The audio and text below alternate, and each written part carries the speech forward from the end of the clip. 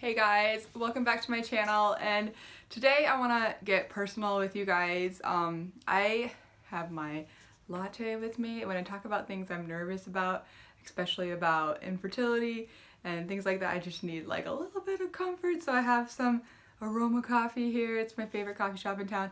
Anyway, shout out to them. If you live in Huron, go down to Aroma and get yourself a cup of coffee from Aroma. Anyways, so I want to talk to you guys today about endometriosis and chronic sickness and infertility and like coming to grips with that and all that kind of stuff. So anyways, if you're interested in those things, please stick around. If you are not interested in those things at all, I understand. Like, that's probably TMI for a lot of people, and I'm just like, you know, go to a happier video, some like cool adoption videos, or like learn how about your finances in a different video. But today I just need to talk about it. I just need to put it out there for somebody else who is going through the same things that I'm going through. And it's weird, you know? Like, so about 5 years ago, this is my story, guys. About 5 years ago, I was experiencing some pain, quite a bit of pain actually. And we call them episodes. There was times where I was in so much pain, I would cry, and like it would be in my lower abdomen and my back, and finally it would last for about 30-40 minutes, this pain episode, and finally my husband was like, you need to go to the doctor. And so I hate going to the doctor. If anyone out there hates going to the doctor, please let me know, because I hate it. I hate going to the doctor. I feel like they just tell me what's wrong with me. Anyways, I'm just kind of weird about going to the doctor because I'm like a naturalist, and anyways, I don't know what the doctors know. They know a lot, trust me, they do, and they're awesome, and I appreciate them so much. But so I went to the doctor. I had an ultrasound done on my lower abdomen, and it turns out I had some cyst in my ovaries.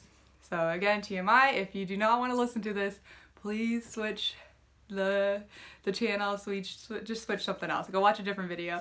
Anyway, so yes, I had cysts on my ovaries. They were about 5 centimeters in diameter, and it was likely that I had this disease that I never heard of in my whole entire life called endometriosis. And yeah, a week later I was in surgery getting these cysts removed, and there you have it. And they found a ton of endometriosis in me. They got me all cleaned out, all these things. I had a laparoscopic surgery, and it just sucked. I hated every minute of it. I hated going through surgery. I had barely any time to process.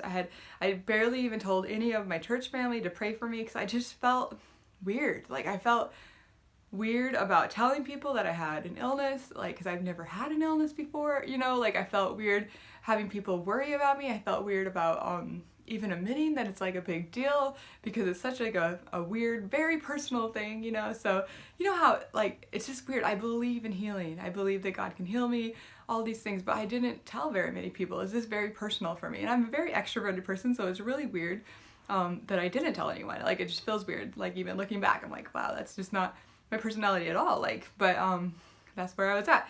So it was a very vulnerable time for me, and I knew that looking back, like, you know, it's vulnerable. So anyways, there were some options for us, and me and my husband, we had been trying to conceive for a few years. We weren't necessarily like hoping to conceive, we just weren't preventing it. We were just doing things naturally, and that's just how we felt like God wanted us to do it in our marriage.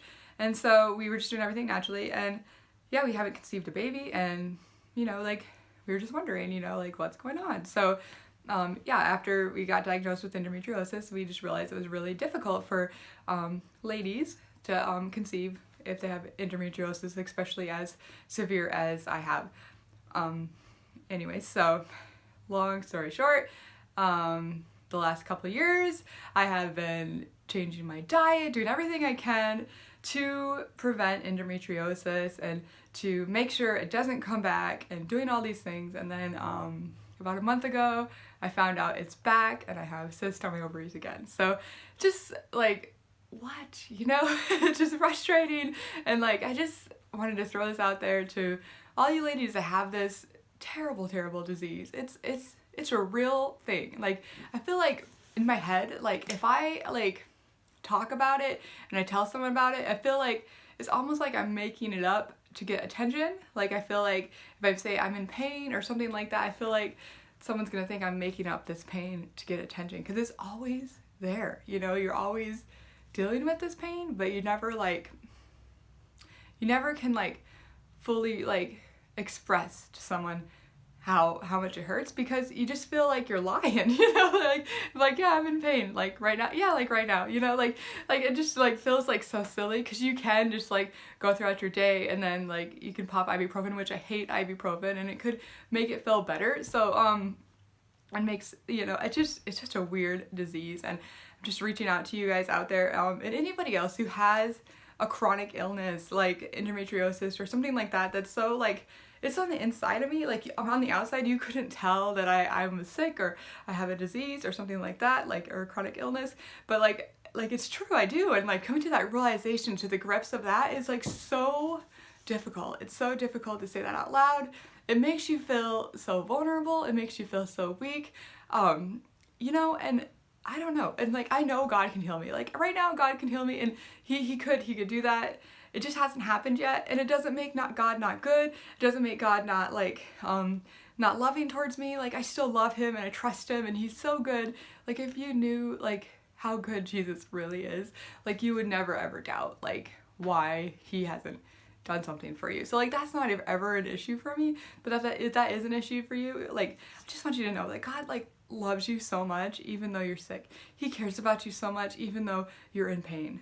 Like it's so true. And like coming to God with that heart of worship, even when you're in pain, it can be such a powerful thing. So I just want to encourage you to give your pain to God, like when you're in those moments, because that's kind of when the rubber meets the road, you know? Like if life was all like lollipops, rainbows, and unicorns, like I don't think we could have this experience where we trust Jesus no matter what our circumstances in life are and no matter what we're facing. And for me and my husband, it's not an issue for us if we conceive or not conceive. Like hopefully someday in the future we might conceive a child, like before I am past childbearing age. I hope I'm not like a Sarah and get pregnant when I'm 90 years old. If you ever read that story in the Bible, it's hilarious. Like, oh my goodness, like I hope I'm not that person. I don't want my Isaac to be born when I'm 90, but like if it does happen, like whatever, you know, but I'll be content. I'll be fulfilled if it doesn't happen. You know what I mean? But I know there's some ladies out there that just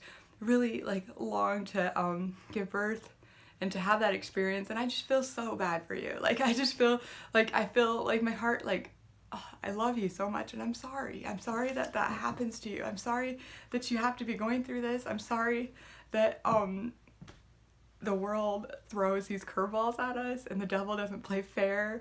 I'm sorry about that, and I just want to know that like I want you to know I care about you and I love you, and it sucks. Like I just want to relate to you on this level that it sucks that you're dealing with this pain, that you're dealing with these decisions that you have to make based on pain. Like it's just ridiculous. So even today, like I was faced with this question, like do you want to have a surgery or do you want to go this route? And I'm like you can do whatever you want just based on your pain level. And I'm like, that's just like almost an unfair question, you know? Like can you, like, are you in so much pain that you need this to happen? Like, and I'm just like, I don't even know how to answer that, you know? And so it was just like a really emotional day in that aspect. And so I just like know what you're going through. I know what you're feeling. I know that it sucks and I know that it's hard.